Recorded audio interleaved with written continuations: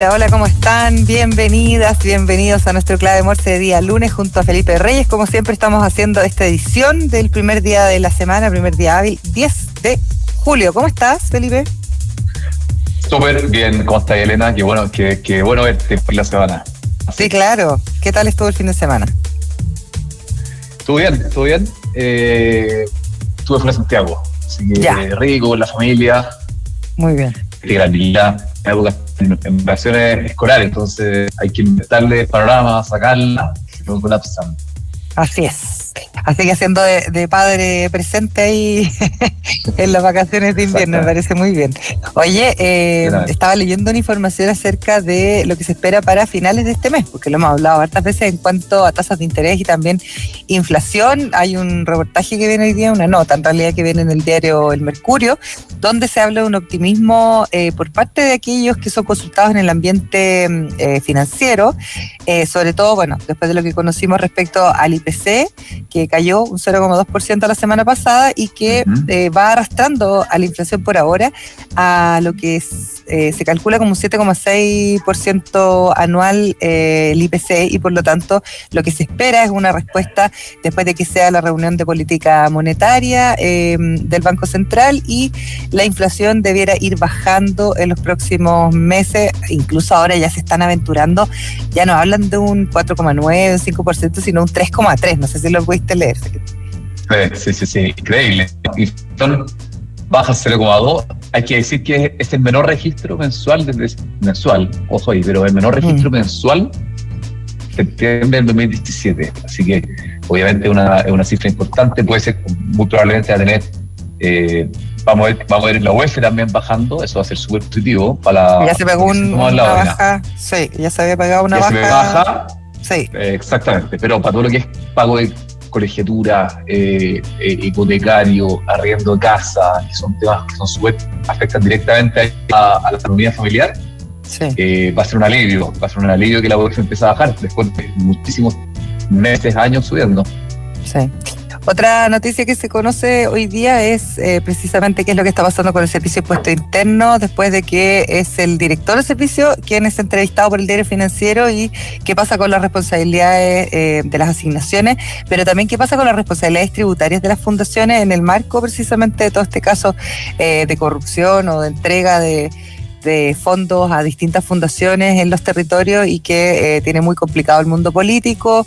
Se está hablando de que se tomarían algunas medidas, no medidas específicas, pero sí algunas fiscalizaciones quizás un poquito más intensas, porque efectivamente las fundaciones hacen una declaración jurada que las obliga a informar precisamente cuáles son sus ingresos y en este caso, bueno, ¿cómo se llama? Cómo los van reinvirtiendo, ¿no? Porque las fundaciones además operan a través de la ley de donaciones, entonces hay ahí un trabajo importante que tiene que hacer el Servicio de Impuesto Interno respecto a la tributación, lo que no tiene nada que ver y va en paralelo con el tema de cómo accedieron a los fondos algunas fundaciones que hoy día están siendo investigadas, y que la Contraloría también está metida en ello, mirando ahí qué fue lo que sucedió. Sí, fíjate, en la mañana escuché al director ejecutivo del Hogar de Cristo. ¿Ya? Ellos son una fundación súper conocida, súper activa, que no tiene nada que ver con Democracia Viva y con todas las fundaciones que se han salido a la palestra en el último tiempo, pero él sí dijo que, bueno, obviamente esto afectaba a todo el conglomerado de fundaciones, porque las fundaciones viven, como él decía, viven de la pública.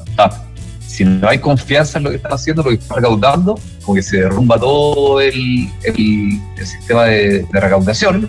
Por lo tanto, se quedan sin recursos para hacer sus políticas, o sea, para hacer su estrategia, digamos. Territorio, claro.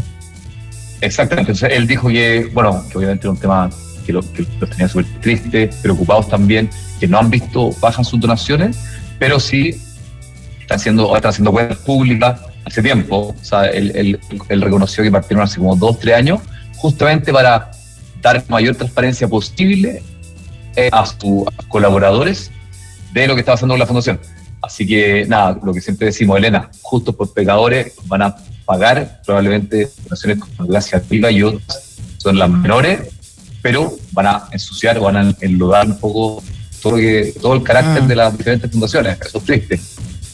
Sí, yo creo que al final acá lo que se apela es a algo que hemos hablado hartas veces, repetitivas veces acá en el programa, que tiene que ver con la transparencia, ¿no es cierto? El tema de las asignaciones directas está bastante cuestionado y bueno, hay que ver qué es lo que sucede a raíz precisamente de las investigaciones que está haciendo la justicia, porque también, claro, ahora pagan justo por pecadores, pero vamos a ver cuáles son las conclusiones legales a las que se llega. Yo escuchaba ayer, en todos los programas hubo algún vocero del gobierno hablando, de los programas políticos me refiero, hablando precisamente de que el gobierno se ponen las pilas, por decirlo de alguna manera, y que se entregan todos los antecedentes, se hace partícipe a la Contraloría también, y que por lo tanto debieran haber resultados que fueran bien específicos de todos los movimientos, pero todo el mundo habla de estos son casos aislados o acá hay instalada una maquinaria para hacer estos traspasos a fundaciones que recién están comenzando, que no tienen antecedentes, que no tienen nada que ver, por ejemplo, con un hogar de Cristo como lo que estabas mencionando tú, pero donde efectivamente se habla de la posibilidad de que exista cierta maquinaria que esté generando dineros que no son bien habidos. Y además jugando con problemas que son los más críticos de la ciudadanía y por lo tanto eso también va a pegar fuerte en términos de prestigio del mundo social y político, te diría yo, lamentablemente. Eso que dijiste lo último yo encuentro heavy, que estamos hablando, o sea, todo esto está con el EU y con platas de fundaciones que se supone que ayudan a campamentos, que realmente, ahí sí que realmente está la gente más vulnerable y que más apoyo necesita, gente que casi en situación calle, o sea, en una situación calle están en tomas, están en campamentos, están en hacinamiento, y nada, pues, estas platas de Fundación Viva y otras fundaciones, en teoría, era ayudar a ellos, y no estaba pasando eso, así que claramente sacándole bajada a quienes más requieren apoyo. Sí. Oye, no sé si hay algo más que quieras comentar. Te quería hablar un poquito del precio del dólar, que lo veo que está súper alto. 808, Elena. Sí, 808 lo había visto yo hace un ratito atrás. Vamos a ver a esta hora en cuanto nos dice 807,87, prácticamente 808 pesos. Está caro el dólar, 884 va ya el euro subiendo sostenidamente ambas monedas internacionales. Hay que estar atento a eso porque además estamos en pleno periodo de vacaciones de invierno, mucha gente que viaja, uno ve mucha gente que están en el hemisferio norte probablemente haciendo todas sus transacciones en dólares o en euros, así que ahí está el valor. Sí. Oye, algo cortito que te quería comentar es que vi en la mañana una noticia que me gustó. A ver. Que tiene que ver con la Universidad del Desarrollo, que crearon un programa para que los estudiantes de ingeniería comercial, en este caso, puedan crear startups durante la carrera. O sea, que en sus últimos años hagan realmente una startup real, con un modelo de negocio, con gastos, eso, y los encontré súper buenos. Yo soy para cerrar el punto y conocer tu opinión, bueno, muy parecido a lo que hablamos con Mónica la semana pasada. Yo soy de los que cree que las carreras universitarias van a tener un vuelco importante en los próximos años, van a ser menos años de estudios, van a ser más técnicas, van a ser más a la vida real, digamos, a la práctica. Y en ese sentido, incentivar a que los alumnos como que crezcan más rápido y empiecen a crear empresas en la universidad, lo encuentro como algo súper positivo, que va en línea con los tiempos que tienen que pasar. Así que... Estoy de acuerdo contigo. Yo creo que es súper importante la Universidad del Desarrollo, también la Universidad de los Andes viene haciendo hace rato un esfuerzo que tiene que ver con integrar al mundo laboral también más rápidamente, además de hacer proyectos propios, integrar al mundo laboral a los universitarios desde antes, porque claro, uno sale después de 4 o 5 años de universidad a trabajar y la verdad es que el mundo es bien distinto cuando uno está ahí donde las papas queman, pero es muy interesante también que se genere un perfil emprendedor, un perfil más vinculado también al emprendimiento relacionado a base tecnológica, ¿no es cierto?, que es algo que nos falta muchísimo, así que lo celebro también. Solo una cosita antes de pasar a nuestra entrevista, que vamos a estar hablando de la fintech, precisamente, hablando de la tecnología. Estuve viendo en el mostrador y justo ayer me dormí viendo una entrevista acerca de la inteligencia artificial generativa, etcétera, de la falta un poquito de regulación, de legislación, cómo vamos más lento, qué es lo que debería pasar, cuáles son, como en qué manos debiera estar solamente los gigantes tecnológicos o no, y me encuentro con esta noticia del mostrador de que en abril del año pasado Guido Girardi, que hay que decir que es parlamentario y también dentro de los organizadores del Congreso del Futuro, la persona que más se mete en temas que tienen que ver, por ejemplo, con tecnología, que tienen que ver con la nueva era, ¿no es cierto?, con todo lo que pasa. Bueno, él promueve una reforma constitucional que protege la actividad cerebral y de la información que proviene del cerebro. Ojo con esto. Y él presentó un recurso de protección ante la Corte de Apelaciones de Santiago en contra de la empresa estadounidense Emotiv. El recurso apunta a la venta y comercialización del dispositivo Insight, que es una especie como de diadema o de corona que se conecta con la cabeza de las personas y que permite monitorear la actividad cerebral de los usuarios para luego almacenarla en la nube de la empresa. Sin embargo, la Corte aceptó parcialmente el recurso de Guido Girardi, pero sin estar satisfechos con la resolución de la Corte de Apelaciones, fueron a la Corte Suprema y Girardi dice, estos neurodatos entrenan o son el combustible para que posteriormente ellos los puedan usar para poder leer tu cerebro, leer tus emociones, y yo no sé dónde están los datos que ellos capturan, no sé cuál es el uso que están dando, por lo tanto presenta este recurso ante la justicia. Es un temazo, yo creo que hay un hilo ahí para tirar. Oye, dos cosas muy breves antes de pasar con la invitada que ya está aquí presente.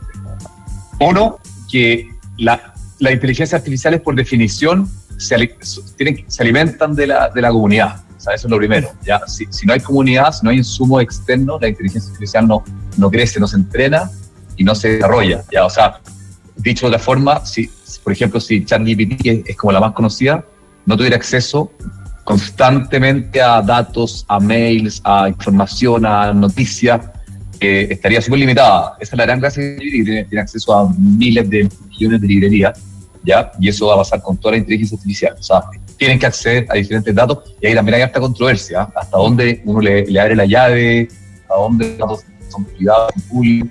Eso es una cosa.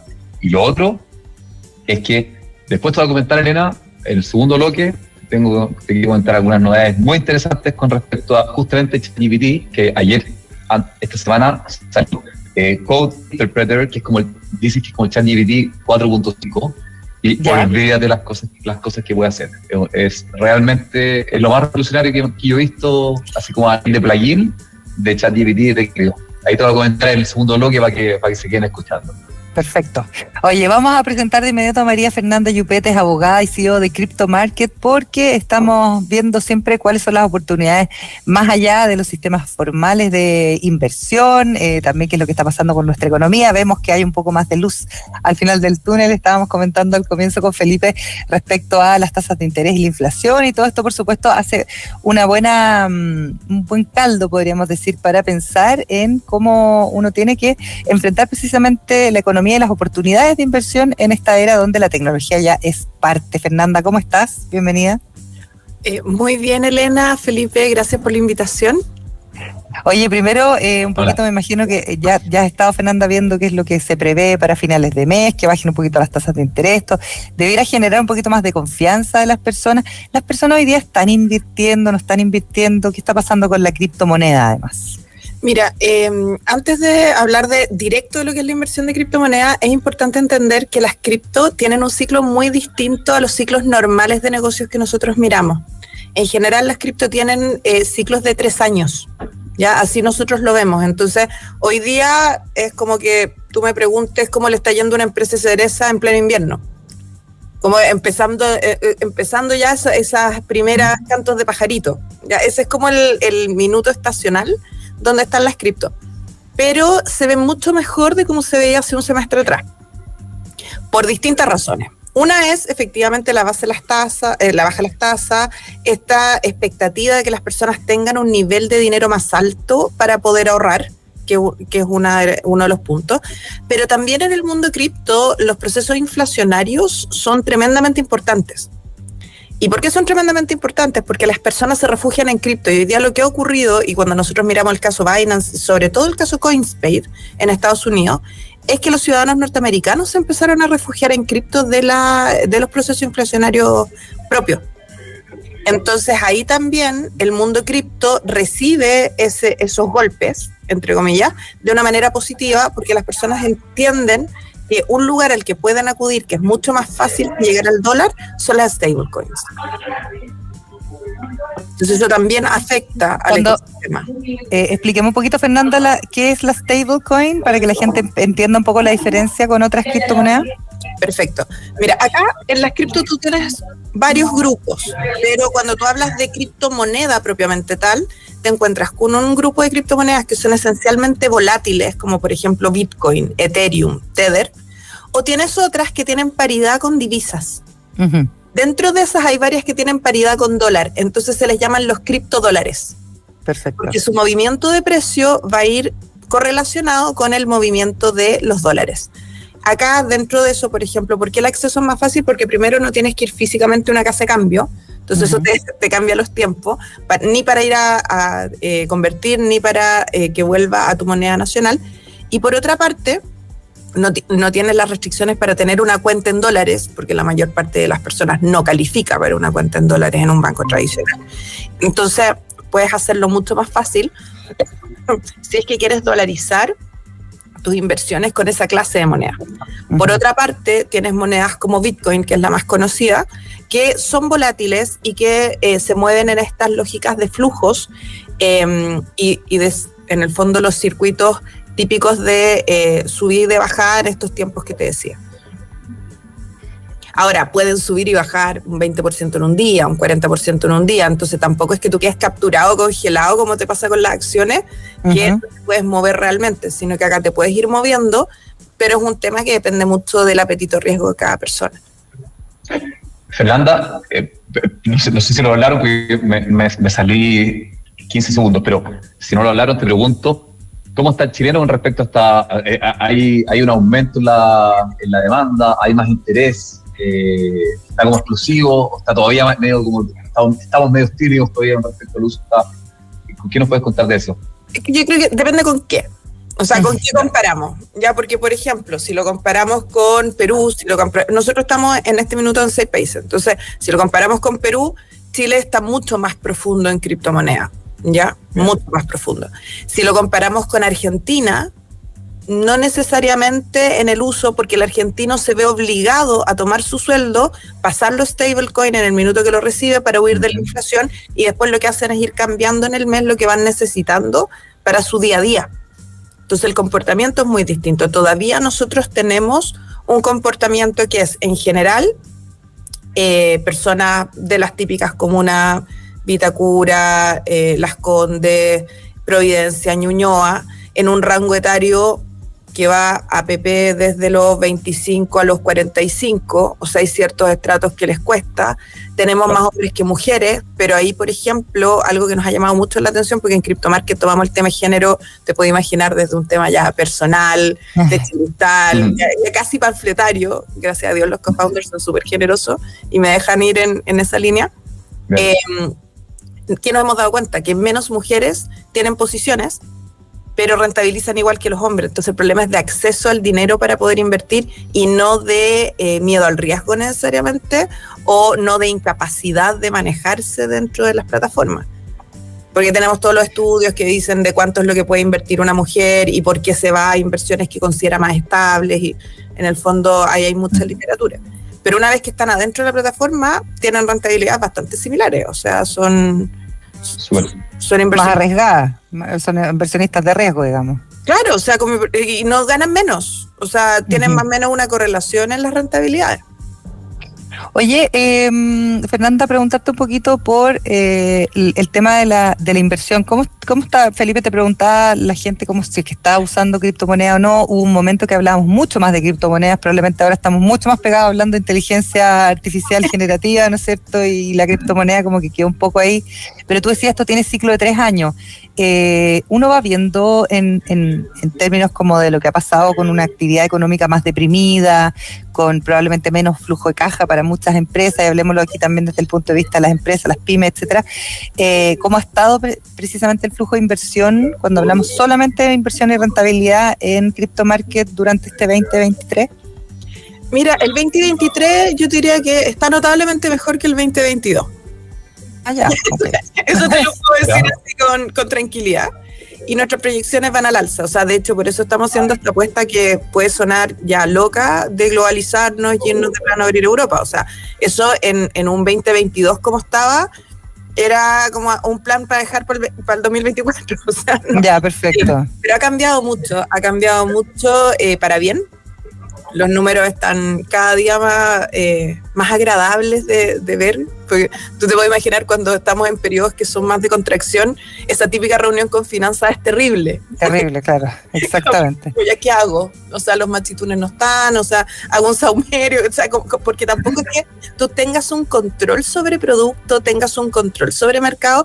O sea, ¿qué hemos hecho? Sí, hemos cambiado a líneas de negocios donde tenemos más control respecto a flujo. O sea, se ha notado también una reacción interesante desde la compañía para abrirse a otras oportunidades de negocio, y por ahí también se notan los resultados, porque los precios están bastante parecidos a lo que estuvieron en algún minuto el año pasado. O sea, hemos empezado a hacer cambios, pero yo te diría el 2024 se ve bastante promisorio y el segundo semestre se ve notablemente mejor que el primero.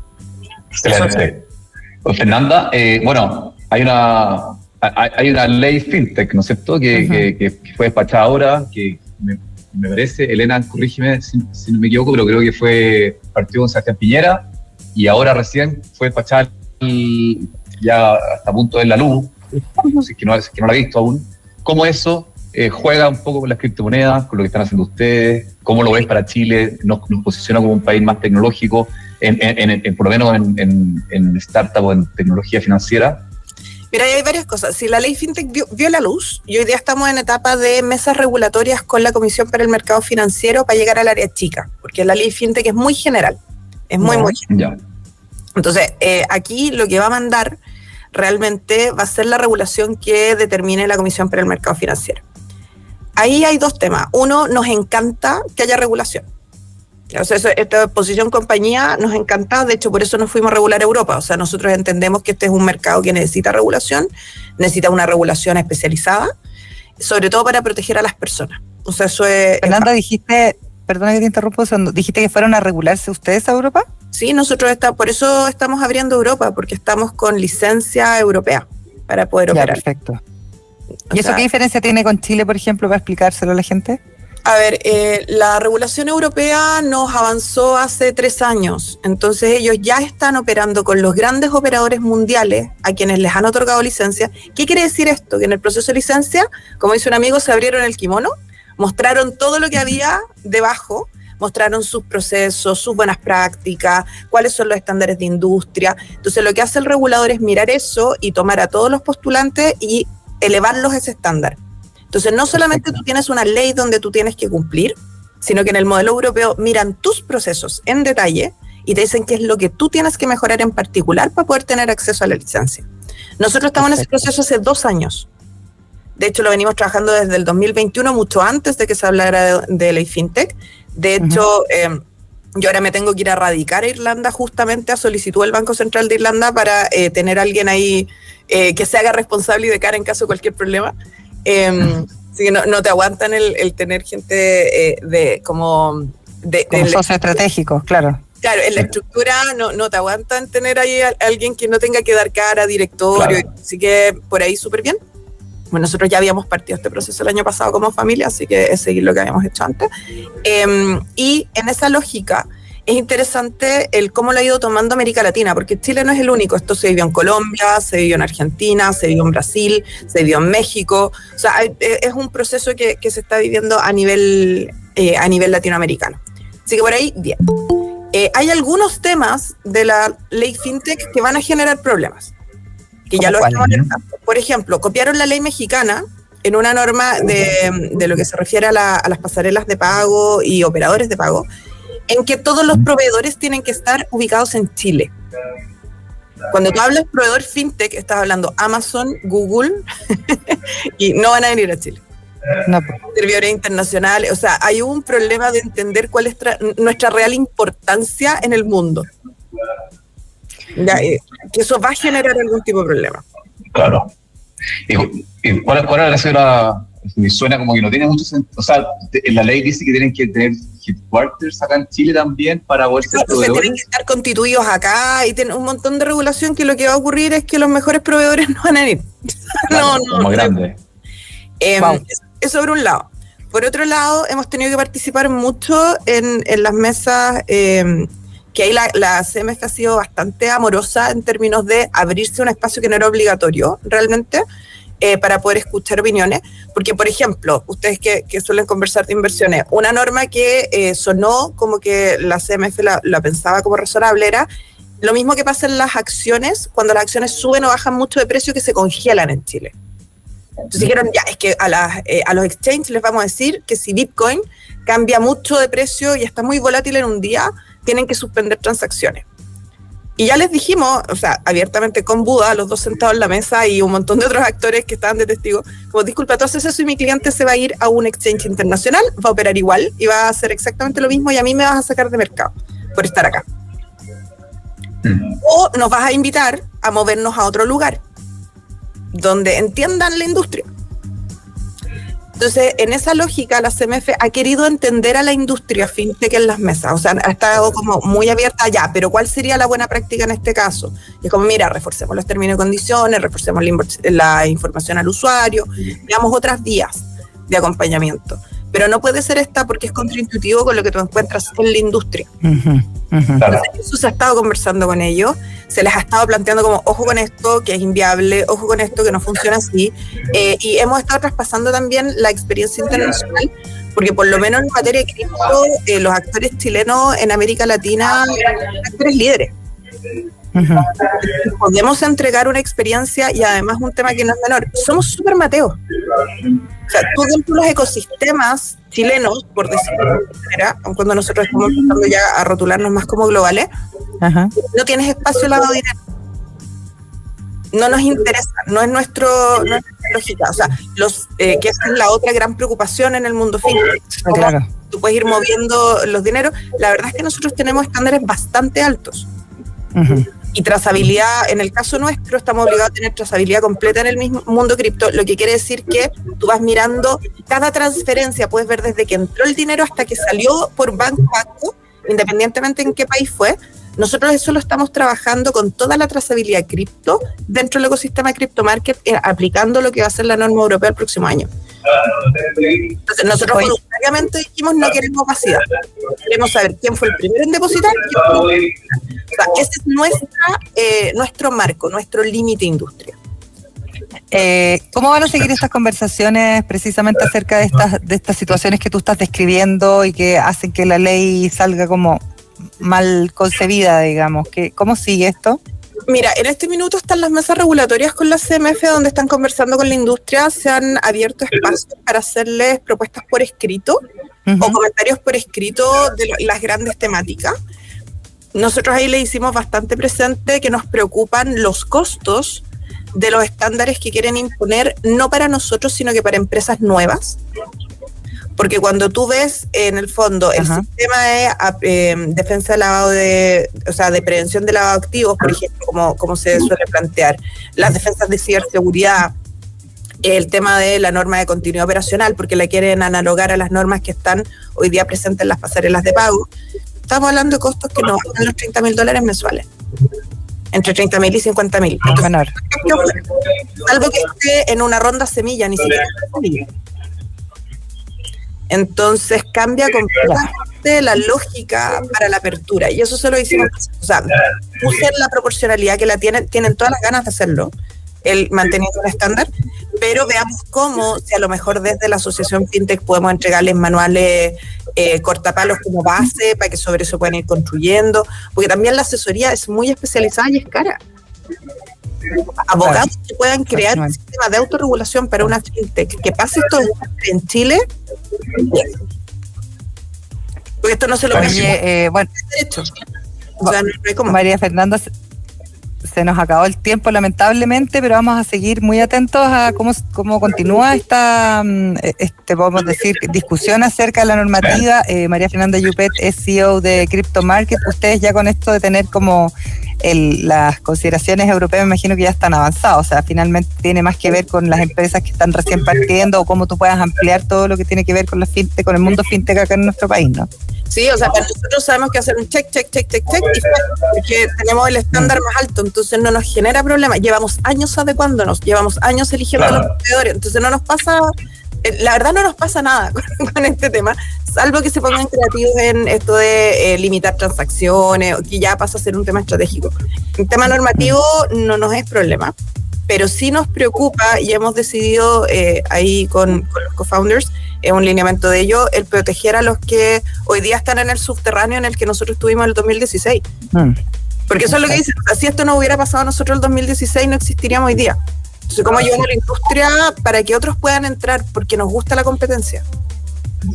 Fernanda, muchas gracias por esta entrevista con Clave Morse, que te vaya muy bien. Sí, muchas gracias, Fernanda. Muchas gracias a ustedes por la invitación. Adiós. Buen día. Adiós. Nosotros vamos a tener que hacer una pausa, pero yo te quiero contar acerca del App Marketplace, que es la tecnología que te permite comercializar tus productos en marketplaces internacionales. Conecta, publica y gestiona integradamente muchos canales a través de una sola plataforma. Vas a encontrar distintas herramientas para optimizar y eficientar tus ventas globales. Exportar y vender en marketplaces nunca fue tan fácil. Conectamos Latinoamérica con el mundo. En IDMAX impulsamos y damos vida a un futuro con empresas y negocios relevantes para el mundo. IDMAX, Elena, es una consultora de negocios que piensa sin límites para impactar el futuro de cada empresa. Transformamos el presente para impactar el futuro. Negocios, proyectos e innovación. Visítanos en idmax.com. Vamos a una pausa y ya volvemos con más.